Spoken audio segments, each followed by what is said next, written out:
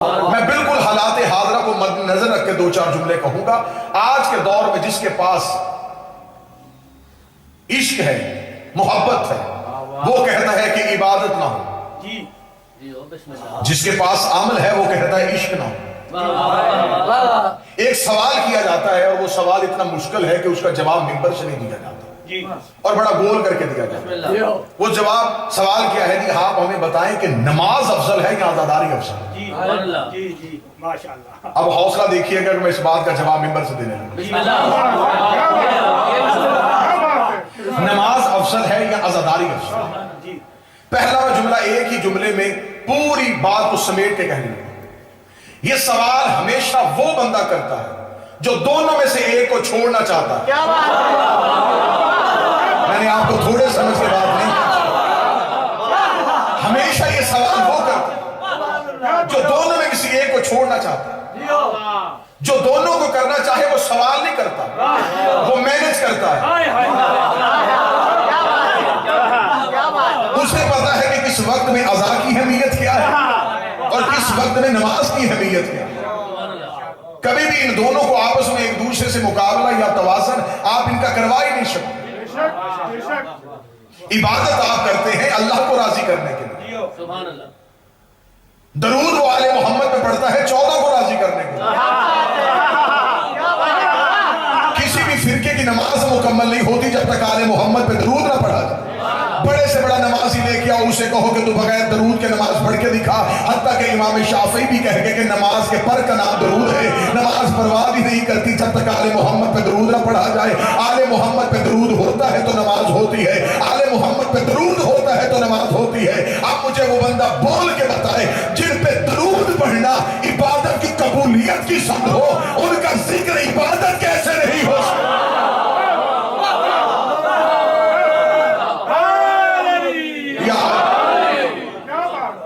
اور ولایت کو کما حق پہنچایا ہی نہیں. ہم نے ولایت علی کا نام رکھ لیا ہے جھگڑے کا نام. میں بات ٹھیک ہے؟ ولایت علی ایک تنازع کا نام رکھ دیا. تیرے پاس ولایت ہے یا نہیں ہے؟ تو علی بن ولی اللہ پڑھتا ہے یا نہیں پڑھتا؟ کہاں پڑھتا ہے کہاں نہیں پڑھتا؟ واجب سمجھ کے پڑھتا ہے کہ مستحب سمجھ کے پڑھتا ہے؟ یہ اس بات کو اتنا کہ گھر گھر میں اس بات کی لڑائی شروع. دراصل حقیقت میں ولایت کو پیش ہی نہیں کیا گیا. بچہ دنیا میں آتا ہے تو کان میں اذان دی جاتی ہے، اس اذان کی نماز نہیں ہوتی.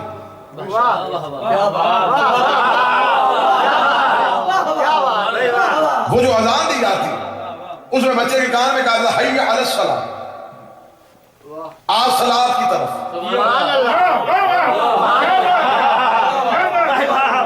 پھر کہا جاتا حی علی الفلاح، پلٹا فلاح کی طرف.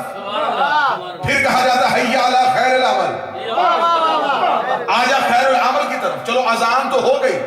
پھر یہ بائیں کان میں جب اقامت کی جاتی ہے تو پھر کہا جاتا ہے قد قامت الصلاۃ.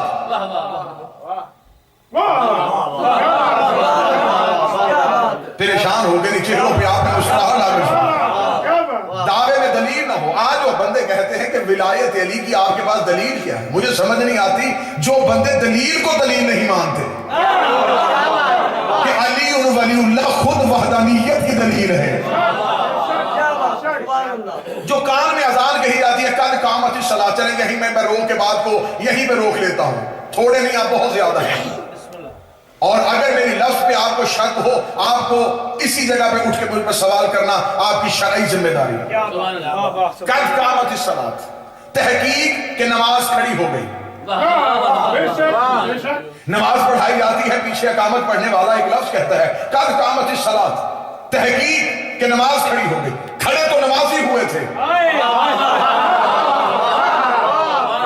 پھر یہ کیوں کہا گیا ہے کہ تحقیق کہ نماز کھڑی ہو گئی؟ آپ کا حوالہ مانگنا آپ کا حق بنتا ہے. کتاب صفحہ 70 دکھانا میری ذمہ داری ہے. عبداللہ ابن مسعود کی اس روایت کو کہاں لے کے جاؤ گے کہ جب رسول کے پیچھے ایک نورانی چہرے والا ادھر نماز کے لیے کھڑا ہوا تھا تو اقامت والے کو کہنا پڑ گیا تھا قد قامت الصلاۃ، کہ علی نماز کے لیے کھڑا ہو گیا.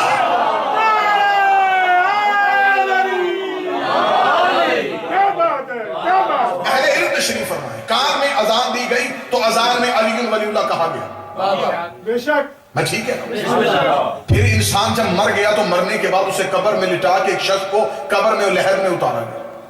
اسے کہا گیا کہ ہاتھوں کی کینچی بنا, اس کے کاندھوں کو پکڑ, جب اس کا نام لیا جائے گا اس کو چھٹکا دینا, بے شک کیا بات ہے اس کو ہلا کے نا اس میں اے فہم سبحان اللہ اے فلاں ابن فلاں جان لے, یہ تیرا عقیدہ ہے. تو جو میری طرف کی بسم اللہ ماشاء اللہ. اسے کہا جاتا ہے کہ جان لے اللہ تیرا رب ہے, سبحان اللہ قرآن تیری کتاب ہے, آدم سے لے کے خاتم تک تیرے نبی ہیں. ماشاء اللہ. کہا جاتا ہی. پھر وہاں پر شانوں کو ہلا کے کہا جاتا ہے, یہ بھی گواہی دینا کہ علی تیرا ولی ہے. تو نے گواہی دینی ہے ولایت علی کی, تو نے گواہی دینی ہے ولایت علی کی. بار بار جھٹکا دینے کے بعد یہ جو تلقین پڑھی جاتی ہے, تلقین تقید کو کہا جاتا ہے نا, کہ کسی کو تقید کی جاتی ہے کہ یہ بڑا ضروری کام ہے, یہ نہ بھولنا. اور مولانا پھر کہتے ہیں نماز جعفریہ جا کے گھروں میں اٹھا لیجئے گا. جب پوری تلقین پڑھی جاتی ہے تو دن کی آخر میں کہا جاتا ہے یہ جو کچھ ہم تجھے سنا کے جا رہے ہیں یہ سب حق ہے, ولایت حق ہے, نبوت حق ہے, امامت حق ہے, رسالت حق ہے, قیامت حق ہے, قبر حق ہے, سوال و جواب حق ہے, یہ سب کچھ حق کہہ کے مولانا تو قبر سے اٹھ کے چلے جاتے ہیں. پھر قبلہ کے سامنے ہاتھ جوڑ کے پوچھنا, دنیا میں آیا آپ نے کان میں کہا علی ولی اللہ, دنیا سے گیا آپ نے ہلا کے کہا کہ علی ولی اللہ کی گواہی دینا. مجھے بول کے بتائیے جو گواہی اتنی ضروری تھی اسے زندگی میں کیوں نہیں دینے دی؟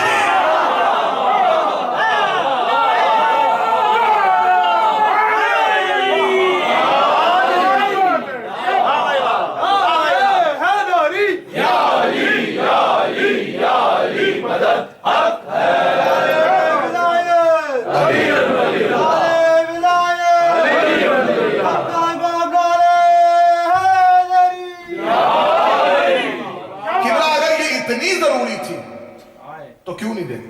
کیا بات ہے. تو جو ہے سہوان نہیں, ولایت یعنی جھگڑے کا نام نہیں. بے شک اعمال بہت ضروری ہیں لیکن اعمال کا سوال ہوگا بروز قیامت. کیا بات ہے. قیامت والے دن سب سے پہلا سوال نماز کا. بسم اللہ. قبر میں اعمال نہیں پوچھے جائیں گے, قبر میں پوچھا جائے گا عقیدہ. عقیدے کا تعلق ہے اصول دین سے, اصول میں تقلید نہیں ہوتی.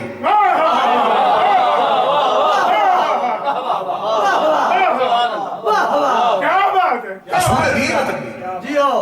آپ کسی سے بھی مجتہد سے جا کے یہ نہیں پوچھ سکتے کہ میں نے لا الہ الا اللہ کی گواہی دینی ہے یا نہیں دینی. سر نہیں, اب آپ نے ہلانا, میں بات بڑی کھول کے کر رہا ہوں. آپ کسی بھی مجتہد سے کسی بھی آیت اللہ العظمیٰ سے جا کے یہ نہیں پوچھ سکتے کہ سرکار لا الہ الا اللہ کی گواہی دینی چاہیے, قبلہ محمد رسول اللہ کی گواہی دینی چاہیے. پوچھا ہے کبھی کسی نے؟ کیونکہ یہ اصول میں سے ہے, اصول میں تقلید نہیں ہوتی. چلو میں آسان کر دیتا ہوں, قبر میں پوچھا جائے گا عقیدہ, قیامت میں پوچھا جائے گا عمل, اور جو عمل قیامت والے میدان میں پوچھا جائے گا اسے پیچھے سے بھیجنے کی بھی گنجائش ہے.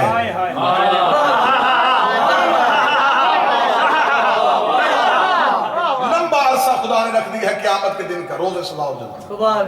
جائیے جا کے کسی بھی رسالہ عملیہ سے لے کے درس خارج کی کوئی بھی کتاب اٹھا کے دیکھ لیجیے. خود باپ نماز نہیں پڑھ سکا, شریعت نے کہا تو مر گیا لیکن اعمال والا تیرا اکاؤنٹ بند نہیں ہوا, تیرے بڑے بیٹے پہ ہم نے شرعی طور پہ واجب کر دیا, وہ پڑھے باپ کی قضا نماز, پڑھے گا وہ ثواب تیرے نام ایمان میں. قبلہ ایسا ہے یا نہیں؟ پھر خدا نے دوسری اور گنجائش دی. خدا نے کہا اچھا تو خود نہیں پڑھ سکتا, تیری کاروباری مجبوریاں ہیں, تو معاشی مشکلات میں, تو ایسے کر اجرت دے کے کسی سے پڑھوا, جسے کہتے ہیں نماز اجارہ. ہم پہ اعتراض کرتے ہیں کہ شیعہ پیسے دے کے ماتم کرواتے ہیں. شریعت میں پیسے دے کے نماز بھی پڑھانے کا ہوگا. نماز اجارہ کیا ہے؟ اجرت دے کے نماز پڑھاؤ. کسی بھی مولانا کو ہائر کرو, اسے وہ قبلہ ہی میرے باپ کی آپ نے 2 سال کی قضا نمازیں پڑھنی، واہ واہ واہ پڑھے گا مولانا۔ سبحان اللہ مولانا کا اس مرحوم کے ساتھ کوئی بھی رشتہ نہیں، ثواب اس کے نامہ اعمال میں۔ سبحان اللہ شریعت روزہ خود نہیں رکھ سکے، آخری دنوں میں بیمار تھے، شریعت نے گنجائش دی، ان کے مرنے کے بعد اگلا رمضان آ گیا تو کسی کو رکھوا، واہ واہ ثواب آپ کو جائے۔ سبحان اللہ وہ ساری زندگی حج نہیں کر سکے، اللہ نے بیٹوں کو توفیق دی، خدا نے پھر بھی مہربانی کر دی، خدا نے کہا حج بدل، تو باپ کے بدلے میں کسی اور کو کروا دے، کرے گا وہ ثواب باپ کو دیا جائے۔ واہ واہ واہ ایسا ہے یا نہیں ہے؟ اب بول پڑیے کہ میرے ساتھ جہاں تک میں نے آپ کو لے کے جانا وہاں لے کے جانا چاہتا ہوں، امال پیچھے سے بھیجنے کی گنجائش ہے۔ نماز نہیں پڑھ سکا کسی کو پڑھوا ثواب پہنچ جائے گا، روزہ نہیں رکھ سکا کسی کو رکھوا ثواب پہنچ جائے گا، حج نہیں کر سکا کسی کو کروا پہنچ جائے